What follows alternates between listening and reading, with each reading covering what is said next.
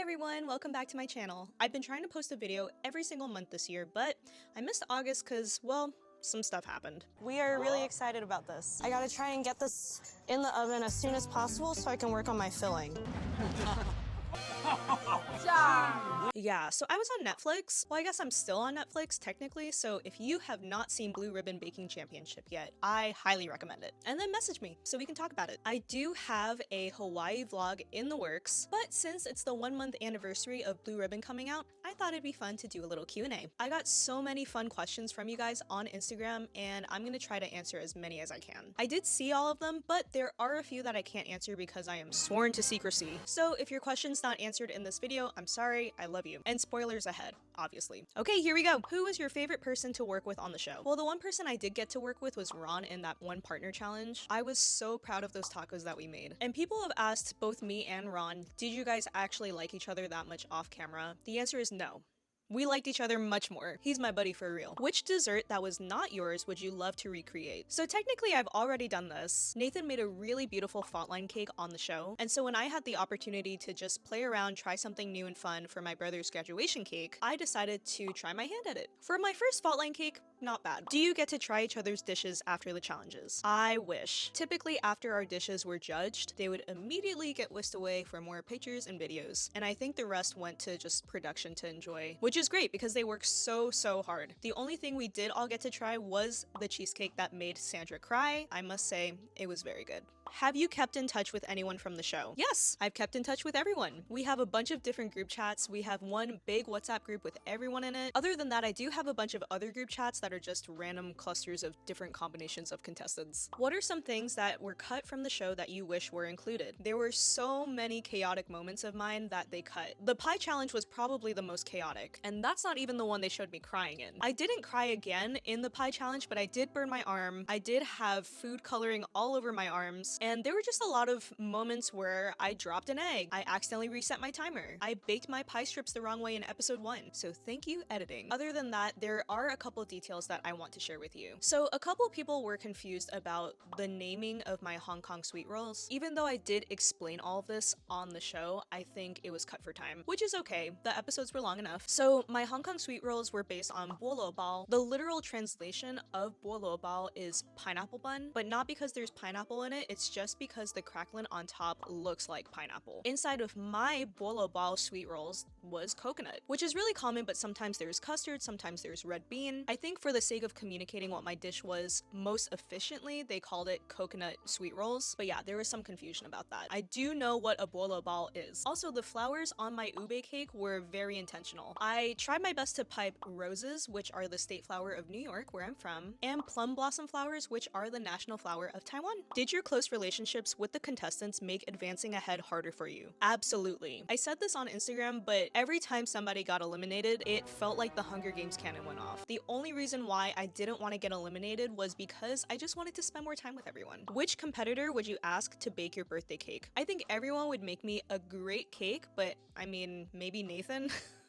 What is the most unexpected thing you've encountered with this experience? I have gotten just a flood of kind messages from you guys. I have people reaching out to me from so many different countries. I just never expected that so many people would not only tune in, but take the time to write me sweet messages and comments. So thank you so much for all the love. It's hard finding good Taiwanese bakeries in New Jersey. Any recommendations for good bakeries in New York? I don't have any Taiwanese bakeries by me personally on Long Island, but there is a Taiwanese American cafe in Brooklyn that me and my friends have been wanting to check out. It's called Winson Bakery, so check it out if you're in the area. When can we see your cookbook? That is very kind. I had always felt like writing and publishing a cookbook was way out of my league, but honestly, now I'm really thinking about it. I've had a lot of people write in to tell me that they want my recipes, or if I had a cookbook, they would buy it. So now it's something that I'm really considering. Thank you. How long were the filming days, and did you get break days in between? As Sandra Lee has said in a lot of interviews, the filming days were super long. We were were filming everything in real time. There was no start and stop to the challenges. We had a couple break days, and so me and the contestants did some fun stuff. We would get massages, we would go to restaurants. It was a really great time. What's your favorite fair ride? I do love those big slides that you slide down on potato sacks. What was your favorite behind the scenes memory that we didn't get to see? Lois and I went on an all-day date. We got massages, we got Thai food, we walked around this little town. Apart from that, I watched The Office with Nathan, Great British Bake Off with Jeff, had some really great long chats with just other contestants in general about baking and about life. Lots of great memories. Did you feel at a disadvantage baking with classic Asian flavors the judges may not be familiar with? I did feel that way coming in. You know, Asian people love when things are not too sweet, and I know that that might not be for everybody. So I was nervous in that regard, but I do feel like everything that I made with Asian flavors was received super well. The judges did know what they were talking about. And yeah, I'm just very happy with how the flavors I brought to the show were represented well on TV. What would you have made for the finale if you made it? What Cat's Bakes dessert do you wish you could have showcased to the judges that you didn't get to? I just smushed together two kind of similar questions there because they tie into each other a little bit. So in the finale, the top 3 contestants had to make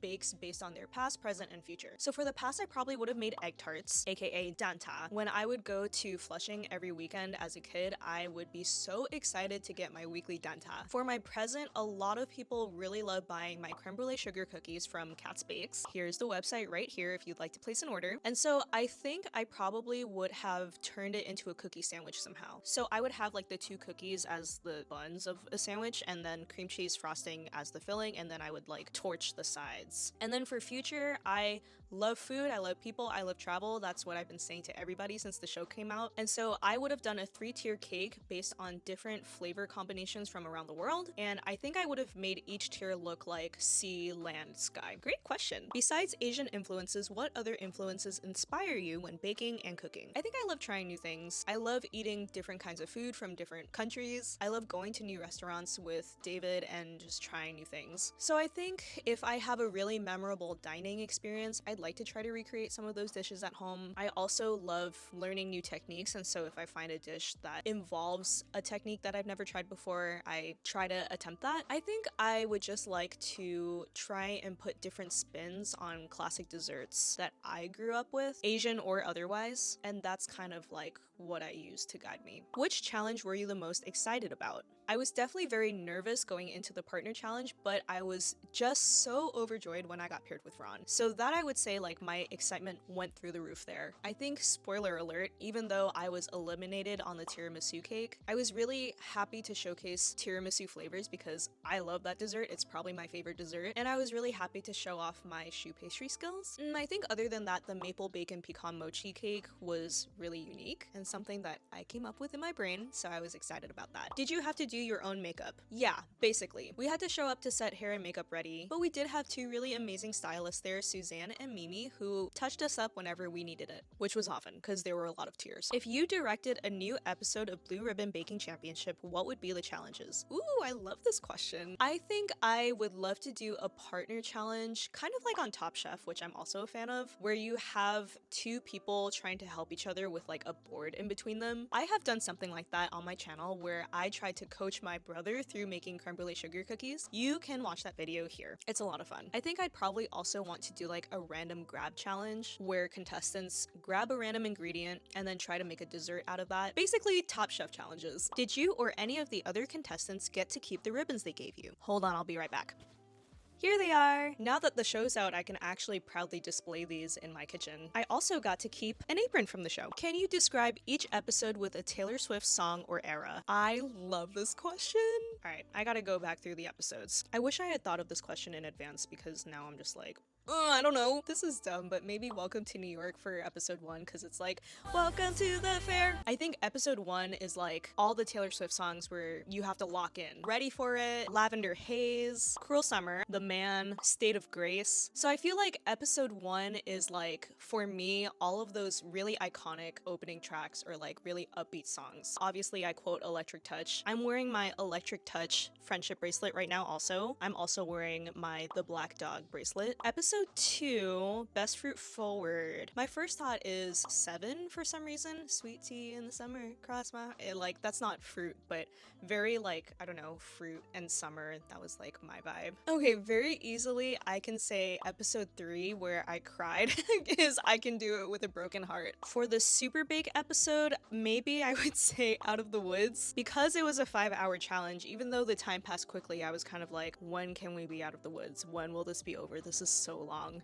All's Fair in Love and Chocolate. Oh, the cookie and bundt cakes. I'm only me when I'm with you for the partner challenge. That's a deep cut. Eyes on the Pies. I don't know if I have a song for the bacon challenge, but because the pie challenge was so hard, like I said, maybe Haunted.